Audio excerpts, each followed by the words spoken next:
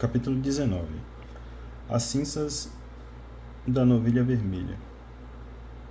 Yahvé falou a Moisés e a Arão, disse-lhes: Eis o estatuto da lei que Yahvé prescreve.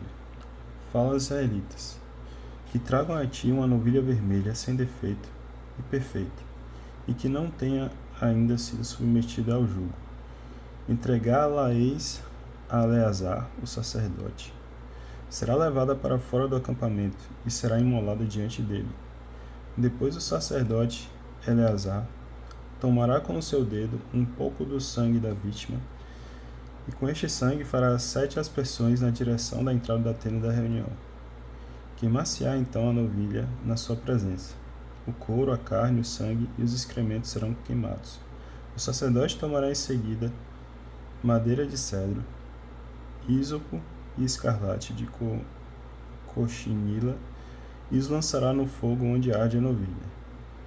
Lavará então as suas vestes e banhará o seu corpo com água.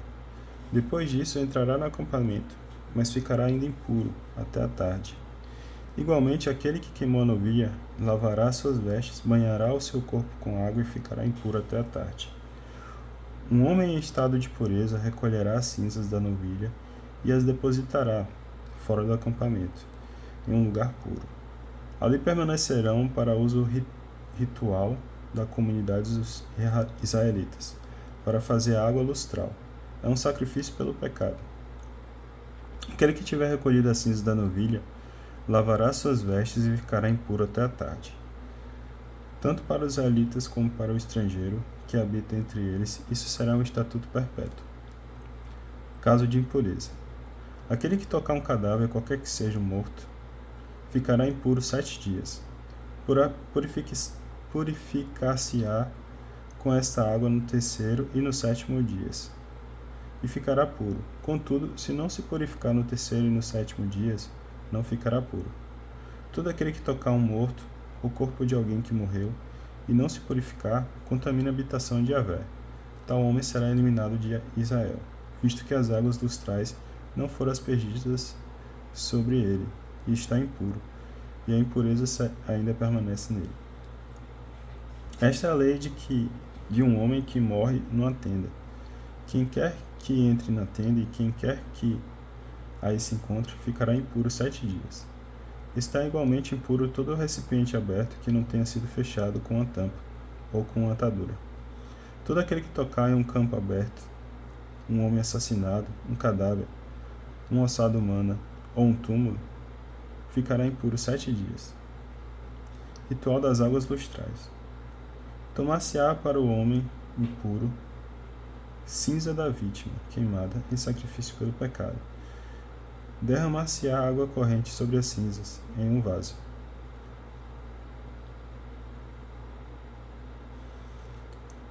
Em seguida, o homem puro tomará isopo e mergulhará naquela água.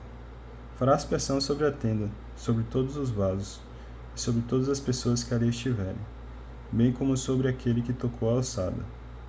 Um homem assassinado, um cadáver ou um túmulo. O homem puro fará aspersão sobre o impuro, no 3º e no 7º dia, e no 7º dia estará livre do seu pecado. O homem puro lavará suas vestes, banhar-se-á com água, e à tarde estará puro. Contudo, o homem puro que deixar de se purificar desta maneira será eliminado da comunidade, porque contamina o santuário de Yahvé. As águas lustrais não foram aspergidas sobre ele. Está, pois, impuro. Isto será para eles um estatuto perpétuo. Aquele que fizer a aspersão das águas lustrais lavará suas vestes, e aquele que tocou essas águas ficará impuro até a tarde. Tudo aquilo que o impuro tocar ficará impuro, e a pessoa que tocar ficará impura até a tarde.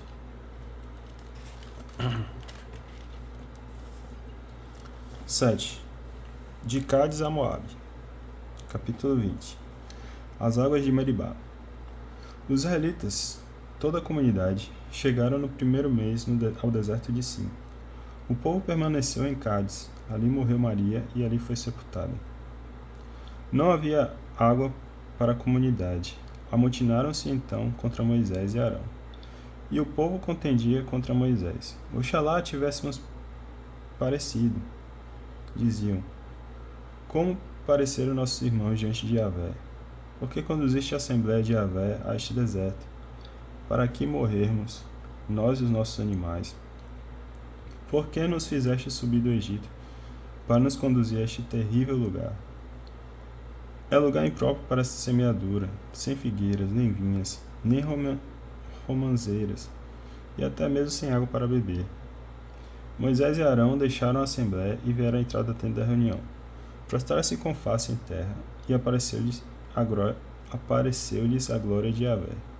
Yahvé falou a Moisés e disse: Toma a vara e reúne a comunidade, tu e teu irmão Arão. Em seguida, e sobre os olhos deles, dize a este rochedo que dê as suas águas. Farás, pois, jorrar água deste rochedo, e darás de beber à comunidade e aos seus animais. Moisés tomou a vara de diante de Yahvé, como lhe havia ordenado. Moisés e Arão reuniram a assembléia diante do rochedo, e em seguida ele lhes disse: Ouve agora, rebeldes. Faremos nós jorrar água para vós, desse rochedo. Ouve agora, rebeldes. Faremos nós jorrar água para vós, deste rochedo? Moisés levantou a mão e com a vara feriu o rochedo por 2 vezes. A água jorrou abundantemente e a comunidade e os seus animais puderam beber. Castigo de Moisés e de Arão. Então Yahvé disse a Moisés e Arão: Visto que não creste em mim, de modo a me santificardes aos olhos dos israelitas, não fareis entrar essa assembléia na terra que lhe dei.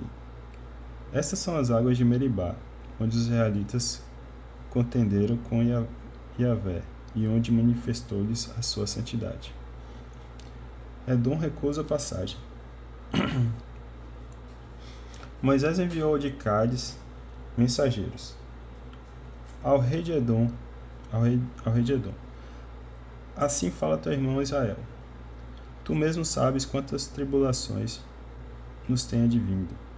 Nossos pais desceram ao Egito, onde habitamos por muito tempo. Os egípcios, contudo, nos maltrataram, bem como a nossos pais. Clamamos a Yahvé. Ele ouviu a nossa voz e enviou o anjo que nos tirou do Egito.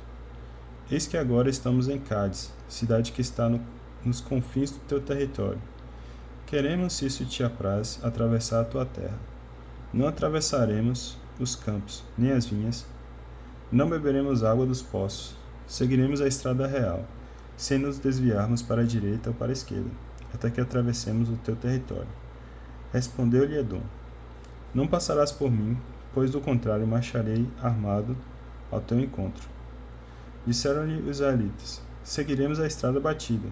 Se bebermos da tua água, eu e meus animais pagar-te-ei o preço. Basta que me deixe passar a pé. Respondeu Edom: Não passarás. E Edom marchou ao seu encontro com muita gente e grande força. Tendo assim Edom recusado a Israel a passagem pelo seu território, desviou-se dele Israel. Morte de Arão. Partiram de Cádiz os israelitas, toda a comunidade, chegaram à montanha de Or. Yahvé falou a Moisés e Arão. Na montanha de Or, na fronteira da terra de Edom, disse-lhes: Arão reiniciar aos seus: Não entrará na terra que darei aos israelitas, visto que fostes rebelde à minha voz, nas águas de Meribá. Toma Arão e Eleazar, seu filho, e faze-os subir a montanha de Or. Então despirás Arão das suas vestes, e as porá em Eleazar, seu filho. E Arão se reunirá aos seus. É ali que ele deve morrer. Moisés fez o que Yahvé havia ordenado. Diante dos olhos de toda a comunidade, subiram a montanha de Or. Moisés despiu Arão das suas vestes, e as vestiu em Eleazar, seu filho. E lá morreu Arão no cume do monte. E Moisés e Eleazar desceram da montanha. Toda a comunidade viu que Arão havia expirado, e toda a casa de Israel chorou Arão durante 30 dias.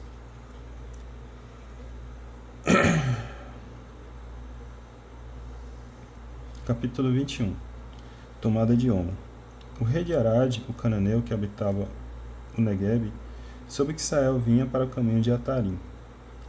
Atacou a Israel e fez prisioneiros dentre eles. Israel fez então o seguinte: voto a Yahvé. Se entregaste esse povo em meu poder, consagrarei seus cidadãos ao anátema. Yahvé ouviu a voz de Israel e entregou os cananeus em seu poder. Consagraram-no ao anátema, eles e suas cidades. Deu-se a este lugar o nome de Orma, a serpente de bronze. Então partiram da montanha de Or, pelo caminho do mar de Suf, para contornarem a terra de Edom. No caminho o povo perdeu a paciência, falou contra Deus e contra Moisés. Por que nos fizeste subir do Egito para morrer nesse deserto?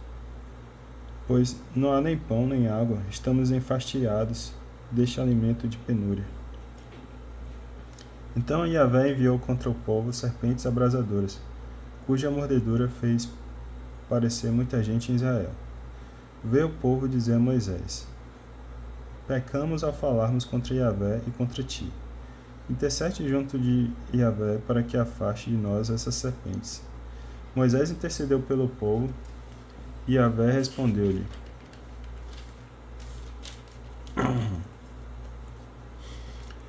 faze uma serpente abrasadora e coloca-a em uma haste. Todo aquele que for mordido e a contemplar viverá. Moisés, portanto, fez uma serpente de bronze e a colocou em uma haste. Se alguém era mordido por uma serpente, contemplava a serpente de bronze e vivia. Etapas em direção à Transjordânia. Partiram os israelitas e acamparam em Obote. Depois partiram de Obote e acamparam em Jeabarim, no deserto que faz limite com Moabe, do lado do sol levante. Partiram dali e acamparam na torrente de Zared. E dali partiram e acamparam no outro lado de Arnon. Essa torrente saía da terra dos amorreus, do deserto, porque Arnon estava na fronteira de Moabe, entre os moabitas e os amorreus. Por isso diz no livro das guerras de Yahvé: Vaeb junto de Sufá e a torrente de Arnon, e o declive da Ravilha que se inclina em direção à sede de Ar e se encosta na fronteira de Moabe. Dali partiram para Ber. Foi a respeito desse poço que Yahvé disse a Moisés: reúne o povo e dá-lhe-ei água. Então Israel cantou esse cântico a respeito do poço, entoou-lhe cânticos. O poço cavado pelos príncipes, que foi perfurado pelos chefes do povo, com o cetro, com seus bastões, e no deserto para Matana, de Matana para Naliel, de Naliel para Bamote, de Mamote para o vale que se abre para os campos de Moabe, em direção às alturas do Fasga, que fica diante do deserto e o domina. Conquista da Transjordânia. Israel enviou mensageiros a Seom, rei dos amorreus, a fim de dizer-lhe: desejo atravessar a tua terra. Não nos desviamos pelos campos, nem pelas vinhas, nem beberemos água dos poços. Seguiremos a estrada real até que tenhamos atravessado o teu território. Seom, contudo, não deixou Israel atravessar a sua terra. Reuniu todo o seu povo, marchou pelo deserto ao encontro de Israel, e chegou a Jaza, onde planejou contra Israel. Israel, porém, o feriu a golpes de espada, e conquistou a sua terra, desde o Arnon até o Jaboque, até os filhos de Amon, pois Jazer se encontrava na fronteira amonita. Israel tomou todas essas cidades, ocupou todas as cidades dos amorreus, Hesebom e todos os seus arredores. Hesebom era, com efeito, a capital de Seom, rei dos amorreus. Foi Seom que fez guerra ao primeiro rei de Moabe, e lhe tomou toda a sua terra até o Arnon. Por isso dizem os poetas: vinde a Hesebom, seja ela reconstruída, seja restabelecida a cidade de Seom. Um fogo saiu de Hesebom, uma chama da cidade de Seom, e devorou Ar-Moabe, consumiu as alturas de Arnon. Ai de ti, Moabe, estás perdido, povo de Canos. Fez dos seus filhos fugitivos, e das suas filhas cativas. De Seom, rei dos amorreus. A sua posteridade foi destruída. desde Ezebom até Dibom, e destruímos pelo fogo, desde Nof até Medaba. Estabeleceu-se Israel na parte dos amorreus, e Moisés enviou exploradores a Jazé, e Israel a tomou, bem como seus arredores, e desalojou os amorreus que ali habitavam. Depois tomaram a direção de Bazã, e nele subiram. O rei de Bazã, Og, marchou ao encontro deles com todo o seu povo, a fim de dar-lhes combate em Edrai. E Yahvé disse a Moisés: Não o temas, pois o entreguei em teu poder, ele, o seu povo e a sua terra. Tratá-los-á como traste Seom, rei dos amorreus, que habita em Ezebom. Derrotaram-no a ele e seus filhos e a seu povo, sem que ninguém escapasse, e tomaram posse de sua terra. Vou dar uma pausa aqui e a gente continua no próximo.